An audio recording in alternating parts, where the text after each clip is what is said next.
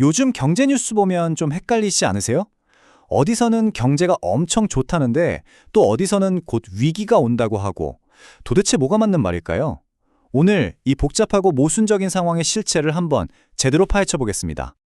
그래서 지금 세계 경제 좋은 걸까요? 나쁜 걸까요? 호황일까요? 아니면 불황일까요? 아마 많은 분들이 궁금해하실 텐데요. 놀랍게도 정답은 둘 다 맞다는 겁니다. 아니 이게 무슨 말이냐고요? 어떻게 호황이랑 불황이 동시에 올 수 있냐고요? 지금부터 그 비밀을 알려드릴게요. 이 모든 혼란의 중심에는요, 바로 신경제와 구경제가 있습니다. 말 그대로 지금 우리 경제가 완전히 다른 속도로 움직이는 두 개의 세상으로 나뉘어 있다는 거죠. 전문가들은 이런 상황을 양극화 경제라고 부르는데요. 이름 그대로예요. 경제 안에 두 개의 극, 그러니까 북극과 남극처럼 완전히 다른 세상이 생긴 거죠. 한쪽은 막 불타오르는데 다른 한쪽은 꽁꽁 얼어붙고 있는 그런 상태 말입니다. 자, 그럼 이 두 경제가 어떻게 다른지 좀 더 자세히 들여다볼까요? 먼저 신경제 쪽을 볼게요. 여기는 AI, 첨단 기술 투자가 주도하고 있어요. 자산 가격이 오르면서 부유해진 사람들이 돈을 팍팍 쓰면서 이쪽 경제를 이끌고 있죠. 자, 그럼 반대편 구경제는 어떨까요? 여기는 우리가 흔히 아는 제조업, 전통적인 일자리, 그리고 부동산 시장이 중심인데 지금 상황이 꽤 힘들어 보입니다. 이런 극단적인 양극화가 지금 가장 선명하게 나타나는 곳, 바로 미국입니다. 미국 경제를 딱 보면요. 한쪽에서는 AI 관련 투자가 정말 폭발적으로 늘고 있고요. 또 자산이 많은 고소득층이 소비를 쫙쫙 해주니까 전체 경제 지표가 아주 좋아 보여요. 겉으로 보기에는 정말 활활 타오르는 경제처럼 보이죠? 하지만 동전의 뒷면을 봐야겠죠? 대부분의 사람들이 체감하는 일자리 시장은 분위기가 완전히 다릅니다. 보세요. 9월 실업률이 4.4%로 오히려 조금 올랐어요. 이건 전통적인 고용시장이 차갑게 식고 있다는 아주 분명한 신호입니다. 자, 이 그래프를 보면 그 이유가 더 확실해져요. 대기업들은 아직 괜찮아요. 고용이 안정적이죠. 그런데 문제는 중소기업입니다. 우리 경제의 허르라고 할 수 있는 중소기업들의 일자리가 확 줄고 있는 게 보이시죠?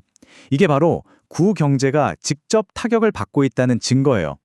자, 이렇게 경제가 한쪽은 엑셀을 밟고 한쪽은 브레이크를 밟는 상황이니까 정책을 결정하는 사람들은 머리가 아플 수밖에 없겠죠. 특히 세계경제 대통령이라고 불리는 미국 연준, 연방준비제도의 고민이 정말 깊어지고 있습니다.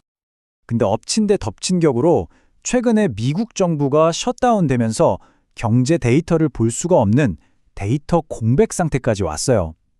이건 뭐 연준 입장에서 한 깜깜한 안개 속에서 운전대를 잡고 있는 거나 마찬가지인 거죠. 바로 이 지점에서 연준 내부의 의견이 쫙 갈립니다. 한쪽에서는 아니 신경제가 이렇게 뜨거운데 인플레이션 잡으려면 금리를 그대로 두거나 올려야 한다고 주장하는 매파가 있고요. 다른 한쪽에서는 무슨 소리냐, 구경제가 이렇게 힘든데 실업자 늘어나는 거 막으려면 당장 금리 내려야 한다고 맞서는 비둘기파가 팽팽하게 대립하고 있는 겁니다. 실제로 연준의 한 이사가 공개적으로 실업률이 오르는 걸 봐야 한다, 금리를 꽤 많이 내려야 한다고 말할 정도니까요. 그만큼 비둘기파의 목소리에 힘이 실리고 있다는 뜻이겠죠. 결국 연준은 선택의 기로에 섰습니다. 뜨거운 인플레이션을 잡을 것인가 아니면 차가운 실업을 막을 것인가. 연준의 결정 하나에 전 세계가 출렁이게 될 텐데요. 자, 그럼 다른 나라들 상황은 어떨까요? 네, 이건 단지 미국만의 문제가 아닙니다. 지금 전 세계가 이런 경제 양극화의 소용돌이 속에 있습니다. 먼저 중국부터 볼까요? 정부가 돈을 풀어도 약발이 잘 안 먹히고 있고요. 특히 고질병인 부동산 문제가 계속 발목을 잡으면서 내수 경기가 영 힘을 못 쓰고 있습니다. 유럽도 상황은 비슷해요. 서비스업은 그나마 버티고 있는데 독일 같은 제조업 강국들의 경기는 확 꺾이는 모습입니다. 딱 구경제가 힘든 전형적인 모습이죠. 우리나라는 어떨까요? 한국의 상황이 이 양극화 경제를 정말 잘 보여주는 사례인데요. AI, 반도체 같은 첨단 산업 수출은 세계 최고 수준으로 잘 나가고 있어요. 그런데 정작 우리 피부에 와닿는 국내 경제, 내수 시장은 높은 금리 때문에 다들 힘들어하고 있죠. 이런 글로벌한 불안감은 돈의 흐름을 보면 바로 알 수 있습니다. 투자자들은 불안하다 싶으니까 안전자산인 달러를 사 모으고 있고요. 또 한편으로는 연준이 결국엔 금리 내리겠지 하는 기대감에 금값은 오르고 있습니다. 시장도 지금 굉장히 혼란스러운 거죠. 자, 지금까지 좀 복잡한 이야기를 한 것 같은데요. 그래서 핵심이 뭐냐? 딱 정리해드리겠습니다. 앞으로 경제 뉴스를 보실 때 이 세 가지만 기억하세요. 첫째, AI 같은 신경제는 잘 나간다.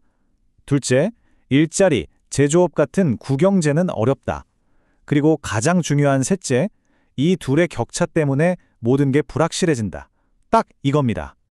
이건 그냥 어려운 경제 이론이 아니에요.